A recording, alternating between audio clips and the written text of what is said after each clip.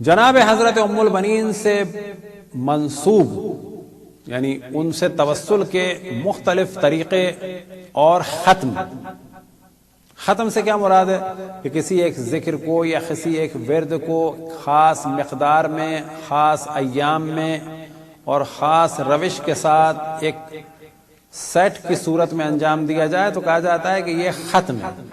اب یہ ختم جو ہے وہ ایک دن میں بھی ہو سکتا ہے، مثال کے طور پہ کہا جائے کہ جی 100 تسبیحوں کا ایک ختم، اور عموماً یہ لفظ آیا ہے ہمارے ہاں کہاں سے؟ عربی سے، فارسی میں، اور فارسی سے اردو میں۔ ختم اور اس کی جمع ہے ختوم۔ ختم کے ایک معنی جو ہیں وہ مہر بھی ہے، لیکن ایک معنی یہ بھی ہے کہ خاص مقدار میں، خاص تعداد میں، خاص عمل کیا جائے۔ اب یہ ذہن میں رہے کہ بعض اعمال کے ساتھ آپ دیکھیں گے کہ یہ نقل ہوئے روایت میں، اور بعض اعمال کے ساتھ لکھا ہوتا ہے کہ یہ مجرب ہے۔ مجرب یعنی ان کا تجربہ کیا گیا ہے۔ اور بعض اعمال کے ساتھ لکھا ہوتا ہے کہ یہ روایتوں میں نقل ہوئے معصوم سے اور مجرب ہیں۔ مجرب ہیں سے کیا مراد؟ عام طور پہ آپ نے سنا ہوگا کہ یہ عمل مجرب ہے، یعنی اس کا بہت دفعہ تجربہ کیا گیا ہے۔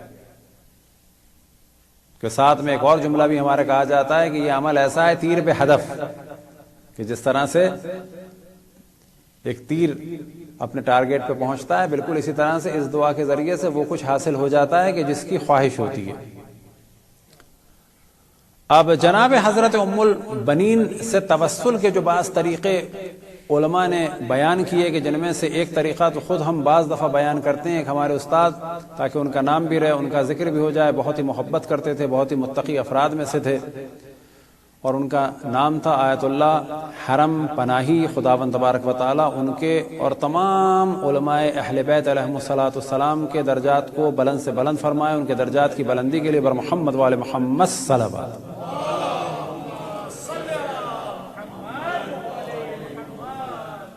تو یہ وہ تھا کہ جو خود ہم نے سنا، وہ فرماتے ہیں کہ جب بھی مجھے مشکل ہوتی ہے تو میں فوراً جو ہے وہ صلوات پڑھنا شروع کر دیتا ہوں حضرت ام البنین سلام اللہ علیہا کی خدمت اقدس میں، کیا تعداد ہو، وہ جو بھی تعداد ہو۔ اب اگر کوئی تعداد معین کر لیں تو بھی کوئی حرج نہیں، یا آپ ذہن میں رکھ لیں کہ جی 100 تو میں پڑھوں گا، اس کے بعد پڑھتا ہی رہوں گا، مثلا جب تک مجھے آج موقع ملا پڑھتا رہوں گا، 1000 ہو جائیں، 2000 ہو جائیں۔ تو وہ فرماتے تھے کہ جیسی مجھے مشکل ہوتی تھی میں فوراً اپنے شروع کر دیتا تھا۔ اور انہی سے ایک اور واقعہ جو کئی دفعہ ہم بیان کر چکے ہیں، کہ انہوں نے فرمایا کہ کسی نے خواب میں دیکھا امام زمان علیہ الصلوۃ والسلام کو، اور آپ کچھ محزون ہیں، غم کی سی کیفیت ہے، اور ارشاد فرما رہے ہیں انہی سے کہ جنہوں نے خواب میں دیکھا کہ لوگ جمکران آتے ہیں، اپنے لیے دعائیں مانگتے ہیں، میرے ظہور کے لیے دعائیں نہیں مانگتے، نہ کہ سب نہیں مانگتے، یعنی اکثریت آپ کو اپنی فکر ہے۔ تو اس سے اندازہ ہوتا ہے کہ خود امام زمان علیہ الصلوۃ والسلام کو بھی جو سب سے زیادہ دعا پسند ہے وہ ان کے ظہور پر نور کی دعا ہے، اور بلا شک غیبت کے زمانے میں جو سب سے اہم عمل ہے وہ امام زمان علیہ الصلوۃ والسلام کے لیے کا انتظار ہے، اور سب سے اہم جو دعا ہے وہ ان کے ظہور کے لیے دعا ہے۔ خداوند تبارک و تعالیٰ ان کے ظہور میں تعجیل فرمائیں بر محمد وآل محمد صلوات۔ اللہم صل علی محمد وآل محمد وعجل فرجہم۔ جب انہوں نے واقعہ سنایا تو میں نے کچھ مسکرا کے اور ہنس کے ان سے کہا کہ اب ذرا یہ بھی بتائیے کہ خواب میں کس نے دیکھا تھا، یہ آپ تھے کیا؟ تو اس کے بعد وہ خاموش ہو گئے، اور ہم نے بھی زیادہ اصرار نہیں کیا۔ تو امکان یہی تھا کہ شاید انہوں نے ہی یہ خواب دیکھا تھا، اور پھر دعا ہے کہ خداوند تبارک و تعالیٰ تمام علماء کرام مراجع الزام اور تمام خدمت گزاران مذہب حق اہل بیت علیہم السلام کے درجات کو بلند سے بلند فرمائے۔ تو یہ تو ایک روش تھی توسل کی اور مشکل کو حل کرنے کی، حضرت آیت اللہ حرم پناہی نے جو خود نقل کیا اور خود ہم سے ہی نقل کیا، اور اس کے علاوہ علماء نے اور مجرب طریقے بیان کیے ہیں۔ اب جو مجرب طریقے ہیں یہ ایسے ہیں کہ خود آپ اور ہم بھی کر سکتے ہیں۔ کیا مراد؟ کہ ایک چیز شرعاً جائز ہے، وہ چیز شرعاً جائز کیا ہے؟ بلکہ اچھی ہے، مستحب ہے، وہ کیا ہے کہ کار خیر کو انجام دینا کسی بھی بزرگ کے لیے. حتیٰ ائمہ علیہ السلام کی زیارت کے آداب میں سے جو ایک ادب ہے جو عام طور پہ ہمارے یہاں سمجھا جاتا ہے کہ بہتر نہیں ہے، وہ یہ ہے کہ ان کی ذریعہ اقدس کے سامنے بیٹھ کر قرآن کی تلاوت کی جائے اور ان کو ہدیہ کیا جائے. عام طور پہ لوگ کہتے ہیں انہیں کیا ضرورت ہے. ہاں، انہیں تو کوئی ضرورت نہیں ہے، انہیں تو صلوات کی بھی ضرورت نہیں ہے، پھر کیا کریں؟ ان اللہ وملائکتہ یصلون علی النبی یا ایھا الذین آمنوا صلوا علیہ وسلموا تسلیما.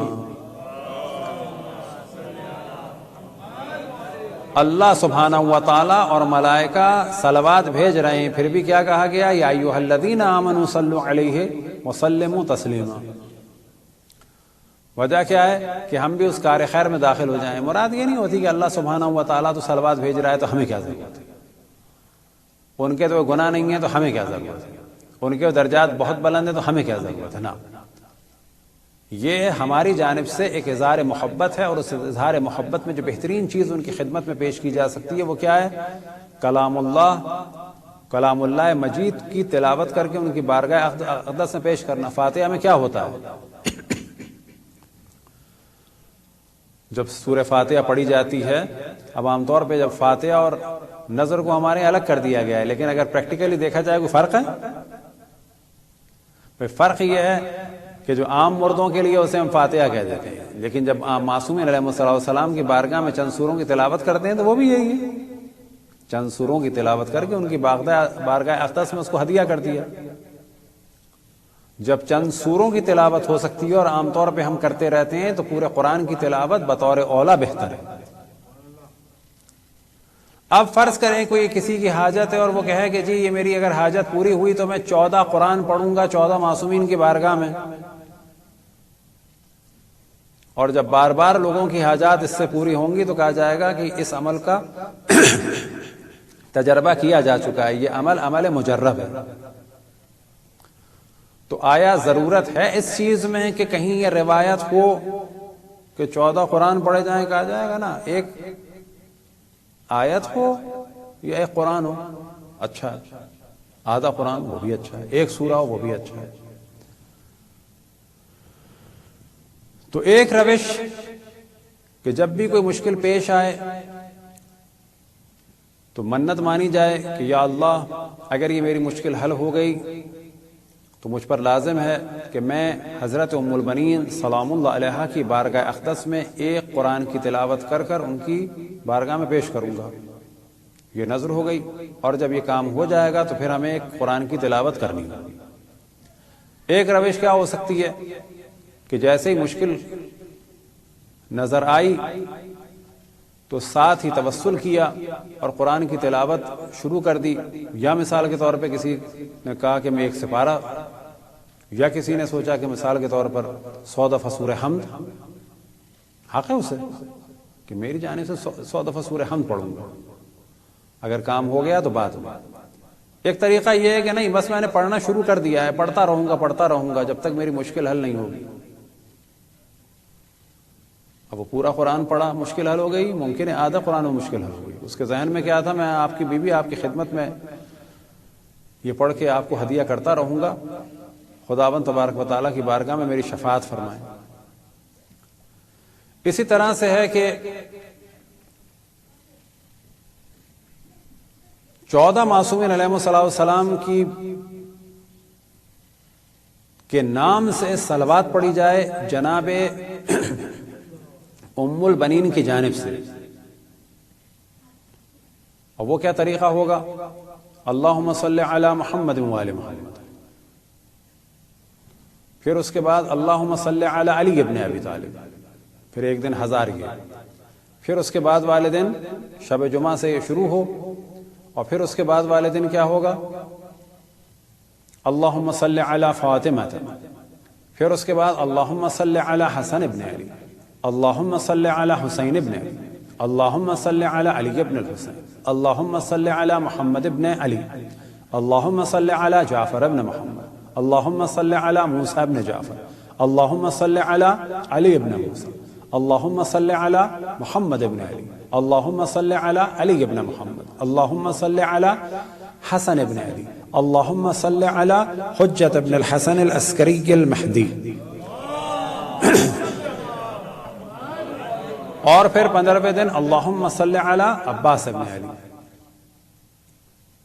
اور یہ سب صلوات پڑھی جائے کس کی نیابت میں، کس کی جانب سے؟ حضرت ام البنین سلام اللہ علیہا کی جانب سے. ایک اور عمل جو بعض علماء نے بیان کیا کہ جب کوئی شدید مشکل ہو تو توسل کیا جائے جناب حضرت ام البنین سے کہ اس میری مشکل کو حل کریں، خداوند تبارک و تعالیٰ کی بارگاہ میں میری شفاعت فرمائیں. خداوند تبارک و تعالیٰ سے دعا کی جائے کہ یا اللہ تو میری اس مشکل کو حل فرما. اگر یہ میری مشکل حل ہو گئی تو حضرت ام البنین کی جانب سے میں زیارت کروں گا امام حسین علیہ الصلوۃ والسلام کی.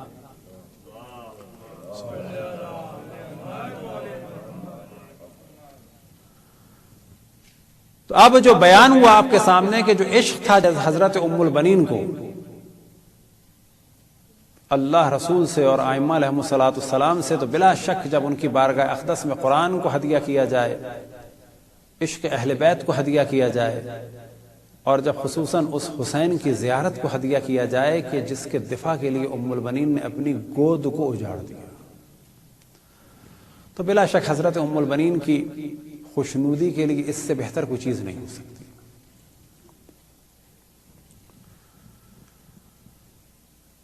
کچھ معجزات بھی ایسے بیان ہوئے کتابوں میں کہ جن میں سے ایک معجزہ جو عام طور پہ ایران میں پڑھا جاتا ہے، اور وہ پڑھا جاتا ہے ایک ارمنی لڑکی کے بارے میں. عام طور پہ کہا جاتا ہے دختر ارمنی. جب ایران میں کہا جاتا ہے ارمنی، تو ارمنی سے مراد آرمینیا کے وہ کرسچنز ہیں کہ جن کو خلیفۃ المسلمین کون سے خلفاء؟ عثمانی خلفاؤں نے لاکھوں کی تعداد میں قتل کیا تھا. قطعاً یہ کوئی اسلامی اعتبار سے خوشی کی بات نہیں ہے، قطعاً نہیں. تو ایران میں جب کہا جاتا ہے ارمنی، تو اس سے مراد ہوتی ہے کرسچنز. جب بھی ارمنی کہا جاتا ہے ان کی لینگویج بھی اب تک چل رہی ہے، تو وہ مراد ہوتے ہیں وہ آرمینیا کرسچنز. تو ایک واقعہ ہے ارمنی لڑکی کا کہ وہ اپاہج ہو گئی تھی، بالکل ہی بستر پہ پڑی ہوئی تھی اور بالکل بے حس حرکت، جیسے کہا جائے کہ اسپائنل کارڈ وغیرہ کا پرابلم ہے، اس قسم کا پرابلم، تو بالکل بیکار ہو گئی تھی. اور علاج کرا کرا کے ان کے حالات بہت خراب ہو چکے تھے. اور باپ جو ہے وہ تہران میں ٹیکسی چلاتا تھا. اور ایک دن وہ کہتا ہے کہ جب میں آیا تو میری بیوی جو ہے وہ بہت گھر میں داخل ہوئی، بہت رو رہی تھی. میں نے کہا کیا ہوا؟ کہنے لگی وہ پڑوسیوں نے مجھے بلایا تھا کہ سفرہ ہے ام البنین کا. اب یہ بھی ذہن میں رکھیں کہ ہمارے یہاں بڑے آرام سے کہہ دیا جاتا ہے کہ جی یہ مثال کے طور پر مہندی جو ہے وہ تو ہندوؤں کی رسم ہے، تو ہم اسے بارہا کہہ چکے ہیں کہ مہندی جو ہے حضرت قاسم کا عقد ہوا یا نہیں ہوا، اس پہ ڈسکس کیا جا سکتا ہے. لیکن مہندی چاہے وہ خواہش کی صورت میں ہو، چاہے ایک جوان کی موت کی علامت کی صورت میں ہو، کہ جس طرح ہمارے معاشرے میں جوان لڑکے کی اگر موت ہو جائے تو اس پہ سہرا ڈالا جاتا ہے، تو مراد یہ نہیں ہے اس کی شادی ہو چکی ہو، منگنی ہو چکی ہو، بلکہ ایک علامت کے طور پر.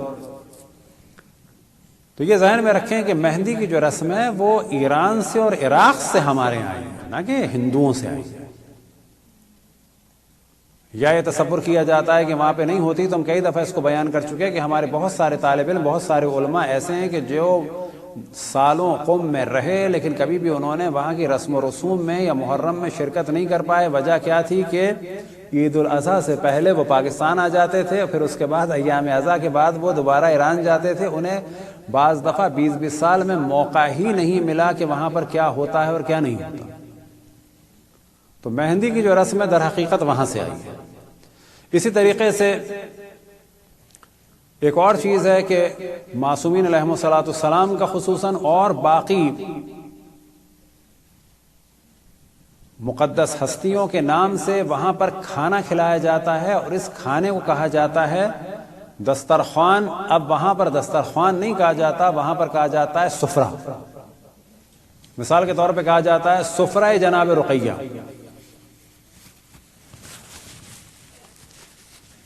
کہ حضرت رقیہ کے نام کا سفرہ، جو ہمارے نہیں ہوتا، اگر ہو تو کوئی مذائقہ نہیں، اچھی بات ہے۔ جس طریقے سے اہل بیت علیہ السلام کا نام زیادہ سے زیادہ معاشرے میں استعمال ہو، زیادہ سے زیادہ لوگ ان سے توسل کریں، اتنا بہتر ہے۔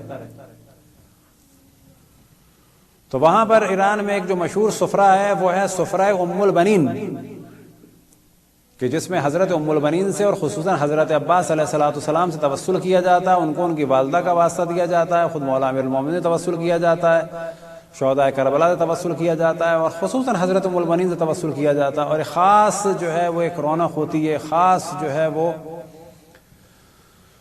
اہتمام کیا جاتا ہے۔ اور آپ کو تعجب ہوگا کہ پاکستان میں بھی جو امام حسن علیہ السلام کے دسترخوان میں سب چیزیں رکھی ہوتی ہیں، یہ بھی انڈیا کی چیز نہیں ہے یا پاکستان کی چیز نہیں ہے، یہ بھی در حقیقت ایران سے آئی ہے۔ اگر آپ جا کے گوگل فارسی میں لکھیں سفرہ امام حسن تو آپ کو تعجب ہوگا کہ آپ کو ہزاروں فوٹوز مل جائیں گی کہ ہر چیز اس پر ہری ہے، دسترخوان ہری، پلیٹیں ہرے، سب کچھ ہرا۔ وجہ کیا ہے؟ آیا اس میں کوئی قباحت ہے، کوئی برائی ہے؟ اگر ہم اس طریقے سے چلیں گے تدریجاً ہم وہابیت کے مزاج میں چلے جائیں گے کہ یہ چیز بیان نہیں ہوئی۔ کس نے کہا کہ جو چیز بیان ہوگی وہ فقط حلال ہے؟ ہر چیز حلال ہے، حرام کے لیے دلیل چاہیے، نہ کہ حلال کے لیے دلیل چاہیے۔ خود اہل سنت کا اور شیعوں کا وہابیوں سے جو مین ٹکراؤ ہے وہ کیا ہے؟ وہ کہتے ہیں ہر وہ چیز جس کا ذکر روایت میں نہیں ہے حرام ہے۔ ہم کہتے ہیں کہ ہر وہ چیز جس سے روکا جاتا ہے وہ حرام ہے،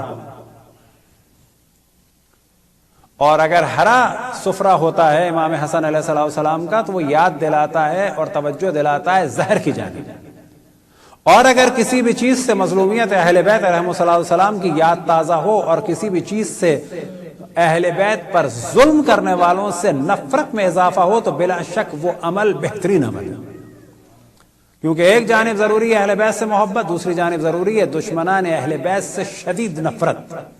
خداوند تبارک و تعالیٰ سے دعا ہے کہ ہمیں اہل بیت علیہ السلام کی محبت اور مودت اور دشمنان اہل بیت سے نفرت میں اضافہ فرمائے۔